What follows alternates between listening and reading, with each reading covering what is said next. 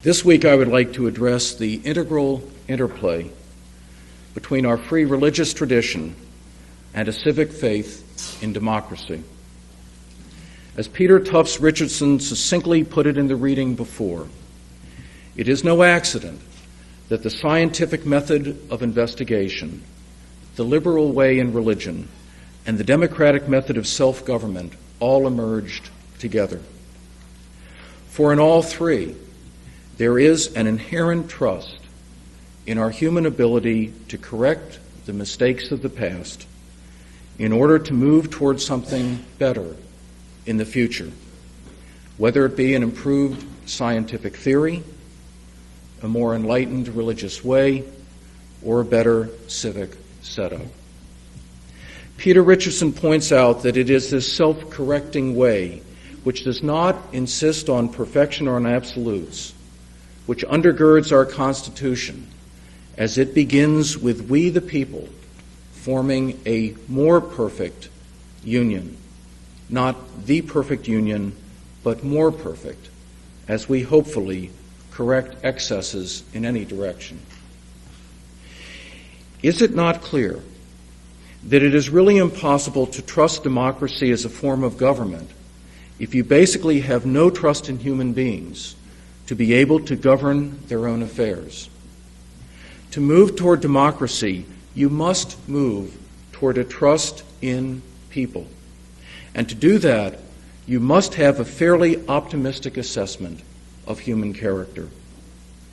If original sin is your foundational mantra about human nature, you will naturally gravitate toward wanting a monarchy or some other form of authoritarian government, such as Plato's benevolent dictator. True, we did not set up a pure democracy here.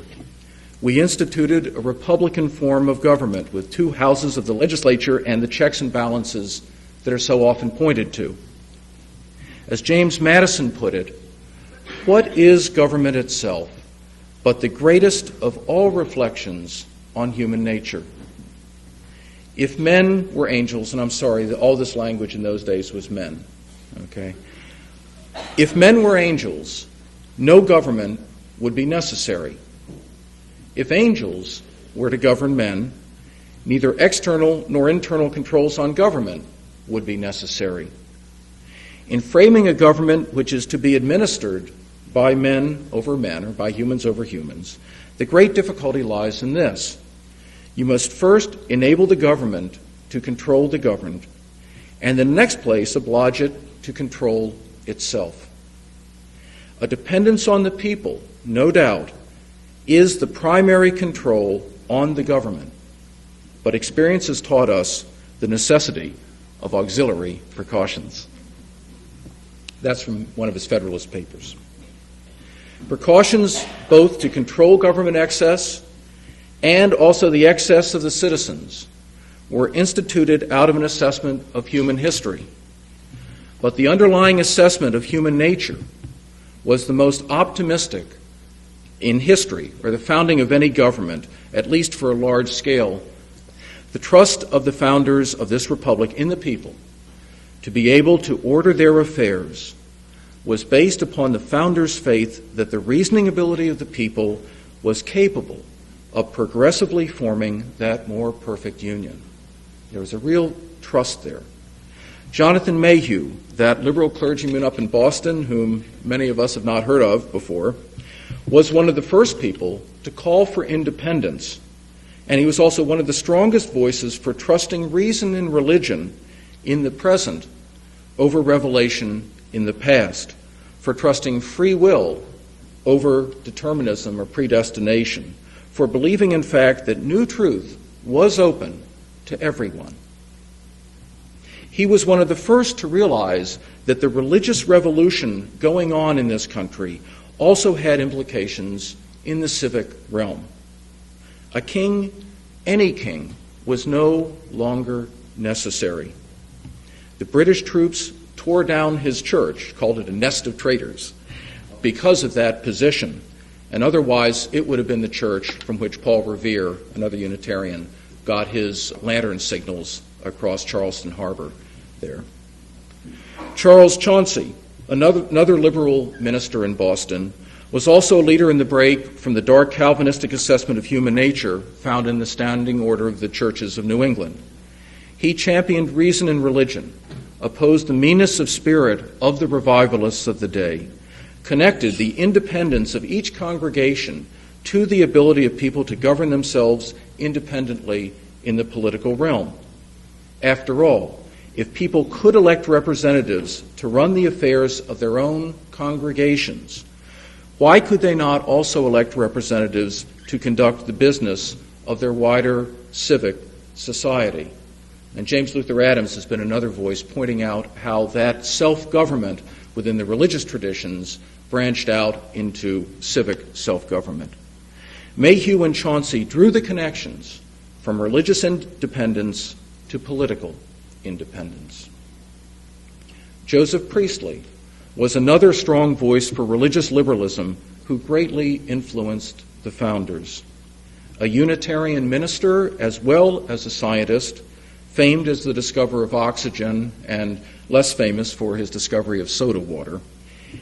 He was a good friend of Benjamin Franklin's after he fled England for his liberal political and religious views and founded a Unitarian congregation in Philadelphia. He was about the only minister that Franklin ever went to hear, except Franklin also went to the Universalist congregation in Philadelphia also, where Benjamin Rush was a member. Thomas Jefferson was also greatly influenced by Joseph Priestley. Writing to John Adams late in his life, "I have read Priestley's books over and over again, and I rest on them as the basis of my faith." Priestley brought together all three of those Enlightenment strands mentioned earlier, as scientist, as minister, as supporter of democratic process. So too did Benjamin Rush bring these three together, signer of the Declaration of Independence, first professor of chemistry in this country, a great doctor honored as the founder of American medicine for his attempts to establish medicine on scientific principles rather than just received practice from the past, founder of the first anti-slavery society in America, and also founder of the first free dispensary of medicines to the poor in this country, proponent for humane treatment of the mentally ill, great Universalist layman, and leader in the struggle to eliminate any kind of religious oath as requirement for political office holders. He, along with Madison and Jefferson, championed the cause that there should be absolute freedom of religion in this nation, not just tolerance of others from a state-supported church. And there's a huge difference, friends, between a state-supported church tolerating other religions and true freedom of religion. An absolutely free mind in matters religious was essential to these founders, and holding public office could not compromise that great principle. Benjamin Rush lost the fight in Pennsylvania. He first got elected in Pennsylvania, where there was a religious requirement to hold office, but he helped win that freedom for the country for federal office holders. Up north, John Hancock was member of the Liberal Church in Quincy, Massachusetts, where he was good friends with John Adams in that same congregation, and where his father, John Hancock Sr., was minister, liberal minister. John Adams, later to identify himself as a Unitarian, was the first political leader to openly use the word independence, and grasped sooner than most of his contemporaries that for the first time in history, power was going to be derived in this nation from liberty. Other religious liberals helped win the Revolutionary War. Ethan Allen held Unitarian, Universalist, and deist views. Deists held a unitary view of God as the perfection of the natural and moral law governing the universe through providence. They opposed petitionary prayer and the notion that God would intervene personally to help people out. And I need to say, and I'm speaking historically here, none of us need be deists today, but historically this is true. And obviously we've learned a lot since in terms of sending prayers and healing thoughts to people who are sick. They held that true worship was to lead a moral life, and that reason was the means given us to understand the divine as well as to rule our own affairs. They understood well before William Ellery Channing that it is we that are interpreting scriptures all the time. It is the human mind and spirit which is looking at these things and making sense out of them, and that's the final authority. Ethan Allen wrote, "Reason, the only oracle of man," and he was also the man who led the troops who captured Fort Ticonderoga and handed the captured cannons from it over to the deist general from Maine, Henry Knox, who handed them on to the deist general, George Washington of Virginia, in order to lift the siege of Boston. Tom Paine, another deist, gave our country its name, the United States of America, the first person to name this country, as well as bringing the common folk into the struggle with his pamphlets like Common Sense.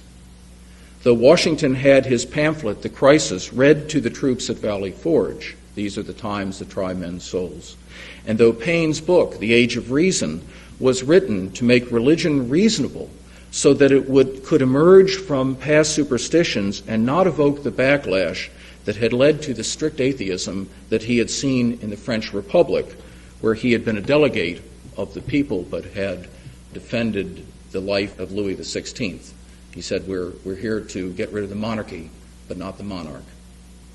Paine, on returning to the United States, was not allowed to vote in his native New Rochelle, was refused burial in the Quaker churchyard there, and was publicly welcomed almost solely in this country by Thomas Jefferson, who at that time was president, and welcomed Thomas Paine into the White House and walked hand in hand with him openly down the streets of Washington, for which he got attacked viciously by the right-wing press at the time as being an atheist himself. You all remember Teddy Roosevelt called Paine that dirty little atheist, when in fact Paine's The Age of Reason was trying to restore reason to religion so it would not get into excesses on either side. But Jefferson received that kind of calumny. Like many of the early presidents found themselves in that position. George Washington, as revolutionary hero, was pretty exempt for attacks upon his religion, but he himself almost never went to church, and when he did, left before communion.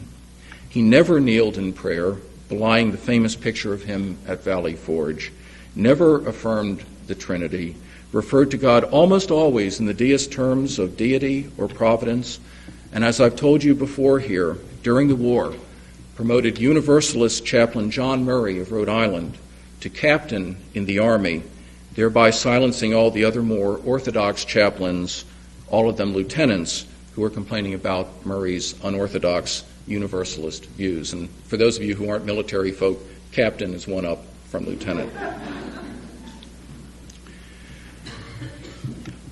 It needs to be said that all of these people were taking the stance because they were coming out of, they had seen what oppressive religion had done to Europe, and they were determined not to allow that to happen again here. We don't have to become deists to follow in their footsteps, but we have to understand what their protest was and what they were affirming in their view. Jefferson identified himself as a Unitarian, along with John Adams and Abigail and John Quincy, and Madison was a deist, along with George Washington. Thus it was that liberal religion and democracy were interwoven in the founding of this nation. And I don't usually talk about this, except maybe that George Washington story. And the reason I bring it up today is quite simply, almost none of us, Unitarian Universalists included, know this stuff because we never talk religion in our American history. We stay away from it. But the only people who are identified are Quakers, which is fine. But in point of fact, this religious history undergirding our political process is simply not known by most of us. Or at least it still excites me when I run across it.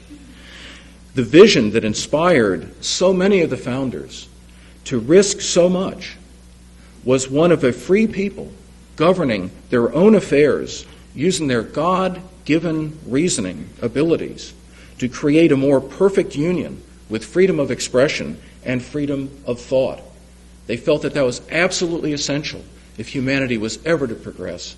They had to free the free thinking of the people and to have open debate and honest disagreement and not this imposed orthodoxy, which they had seen so much of.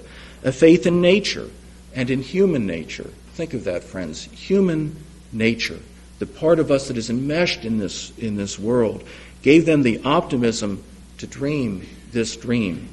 It has taken the work of later generations to perfect it more than they saw, most notably to include the poor into that vision and to include women into that vision. It's almost all male, I know, this history, although we all know Abigail Adams and the other women were in there all the time, not getting elected, obviously, but talking to their husbands. And Abigail kept moving John Adams, kept making him expand his vision. But the women needed to be included in, and of course the former slaves who had been completely left out of this vision have needed to be included within it. Now we still need to work in so many areas to gradually move this vision to a more perfect democratic order.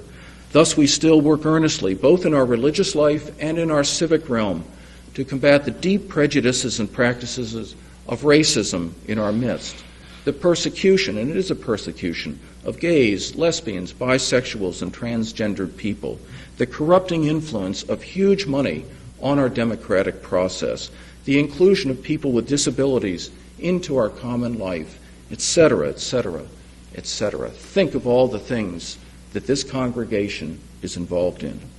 But when we do all of these things, when we struggle for justice and for inclusion, when we support democratic movements of the people all over the face of this earth, we are affirming in our own time how it is that free religion and free people are intertwined. That glorious conjunction, and that is not to deny anybody, the full realm of religious pluralism within this country, but it is to say that the free religious tradition has an absolutely essential role to play within this wider democratic vision. That glorious conjunction has given to us this great national experiment in democracy through the dreams and the toil of the people like those that I've mentioned before. And it is especially incumbent upon us, to whom this free religious mantle of profound trust in the people, of a religious trust in the people, it is incumbent upon us to be adamant, to be clear, to be courageous, so that, as Lincoln put it, paraphrasing the words of the Unitarian minister Theodore Parker, government of the people, for the people, and by the people shall not perish from the face of this earth. It is here in our tradition where the spiritual is also the political, the civic, the justice-making, where empowerment of the dignity in every human being is a perfection toward which we strive. Friends, may liberty, independence, reason, the development of character, openness, and pluralism attend us on our way into the future that we create together.